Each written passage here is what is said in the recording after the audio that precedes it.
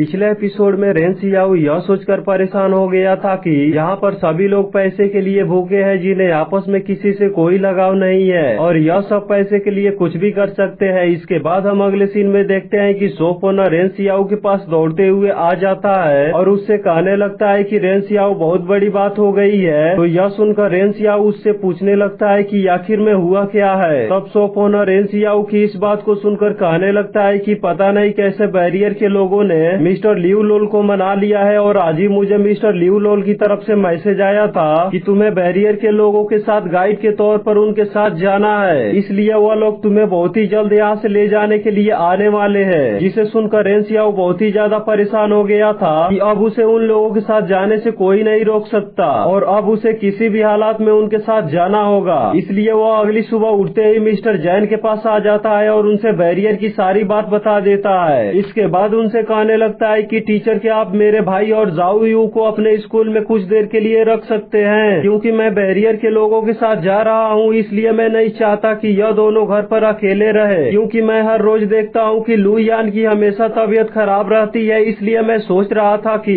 जब तक मैं वहाँ से वापस नहीं आ जाता तब तक यह दोनों आपके पास ही रहे। तो ये सुनते ही मिस्टर जैन उससे कहने लगते हैं कि क्या तुम्हारा बैरियर के अंदर जाना ज्यादा जरूरी है। तब रेन सियाओ मिस्टर जैन की इस बातों पर उनसे कहने लगता है कि मुझे वहाँ पर जाना ज्यादा जरूरी नहीं है, लेकिन टीचर आपने देखा था ना कि जब एक लड़के के पास सुपर पावर अवेकन हो गया था अब ये लोग उसके साथ कैसा बर्ताव किए थे। और उनसे यह भी बताने लगता है कि अभी उन लोगों के हाथों में हमारी जिंदगी और मौत का फैसला है। तो अब आप ही बताइए मैं इन लोगों का क्या करूं, और मैं अगर उनके साथ नहीं गया तो वह लोग मेरे भाई और जाओ यू को हमेशा के लिए खत्म कर देंगे और साथ ही मुझे भी नहीं छोड़ेंगे। जिसके बाद मिस्टर जैन रेन सियाओ की इस बातों को सुनकर काफी ज्यादा परेशान हो गए थे। तब रेन सियाओ मिस्टर जैन से कहने लगता है कि मिस्टर जैन आपको टेंशन करने की कोई जरूरत नहीं है, क्योंकि वह जिंगसान माउंटेन तो मेरी घर की तरह है और तो और मैं शुरू से ही उस माउंटेन पे ही तो रहता हुआ आया हूँ। साथ ही मुझे उस जिंगसान माउंटेन की रूल नियम भी पता है और इसके बावजूद भी वहाँ पर कोई प्रॉब्लम खड़ी होती है तो मैं तुरंत वहाँ से अपनी जान बचाकर भाग जाऊंगा। इतना सारा बात बोलकर रेन सियाओ मिस्टर जैन को यकीन दिला रहा था कि उसे वहाँ पर कुछ भी नहीं होगा। तो इसके बाद मिस्टर जैन उससे कहने लगते हैं कि चलो कोई बात नहीं, मुझे तुम पर पूरा यकीन है कि तुम अपना ख्याल वहाँ पर अच्छी तरह से रख लोगे और साथ ही मुझे यह भी लगता है कि यह बात तुम अच्छी तरह से जानते हो कि तुम्हें इससे आगे क्या करना है। जिसके बाद यह बात बोलकर मिस्टर जैन रेन सियाओ के भाई और जुआओ यू को अपने स्कूल में रखने के लिए पूरी तरह से तैयार हो गए थे। तो मिस्टर जैन की इस बात को सुनकर रेन सियाओ बहुत ही ज्यादा खुश हो गया था और इसके बाद रेन सियाओ मिस्टर जैन को अपने तरफ से $4000 उन्हें अपने स्कूल में रखने के लिए देता है, जिससे मिस्टर जैन रेन सियाओ की भाई और जुआओ यू को अच्छी तरह से ख्याल रख सके।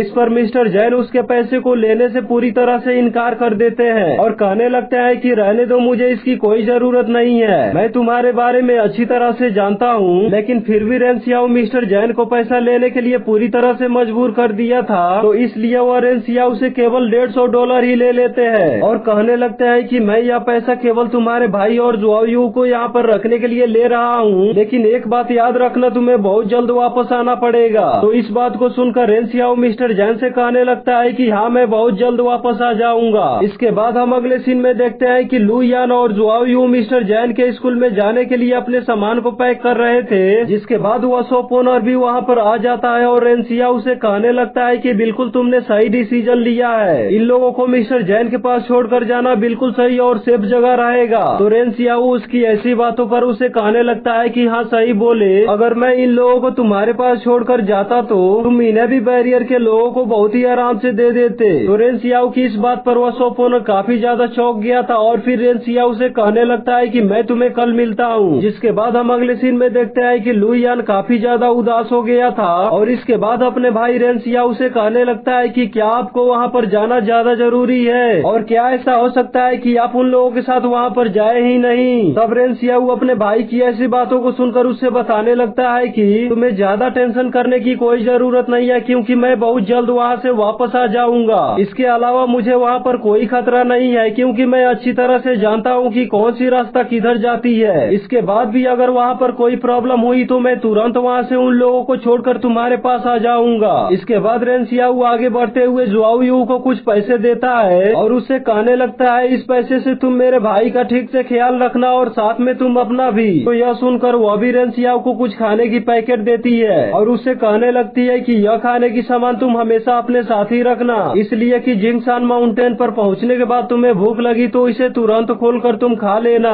इस पर रेन सियाओ जुआओ यू से कहने लगता है कि तुम्हें चिंता करने की कोई जरूरत नहीं है, क्योंकि मैं खुद वहाँ पर अपने खाने पीने की इंतजाम कर लूंगा। इसके बाद हम देखते हैं कि वह उन दोनों लोगों को मिस्टर जैन के स्कूल में छोड़ने के लिए आ गया था, जिसके बाद वह उन्हें वहाँ पर छोड़कर अपने घर पर अकेले आ गया था। तब वह दोनों आपस में बात करने लगते हैं, जहाँ लू यान जुआओ यू से कहने लगता है कि क्या तुम्हें पता है कि मेरा भाई सारा पैसा तुम्हें क्यों दे दिया? तो लू यान की इस बात पर जुआओ यू उससे कहने लगती है कि हाँ, मुझे पता है कि सारा पैसा मुझे क्यों दे दिया, इसलिए कि वह जानता है कि अगर वह सारा पैसा तुम्हें देता तो मैं तुमसे लेने के चक्कर में तुम्हें पूरी तरह से हट कर सकती थी, इसलिए वह मुझे ही सारा पैसा दे दिया कि मैं ही इस पैसे का यूज करके तुम्हें अच्छे से देखभाल कर सकूं। तो इस बात पर लू यान जुआओ यू से पूछने लगता है कि क्या तुम्हें मेरे भाई की बात बुरी तो नहीं लगी? तब जुआओ यू उससे कहने लगती है कि नहीं, मुझे बिल्कुल भी बुरा नहीं लगा और इस बात पर मैं उसे दोषी नहीं ठहरा सकती। और इसी के साथ यह एपिसोड यहीं पर खत्म हो जाता है, जिसका अगला एपिसोड बहुत जल्द अपलोड होने वाला है, जिसे देखने के लिए चैनल को सब्सक्राइब करके बेल नोटिफिकेशन को ऑल पर सेट कर लेना।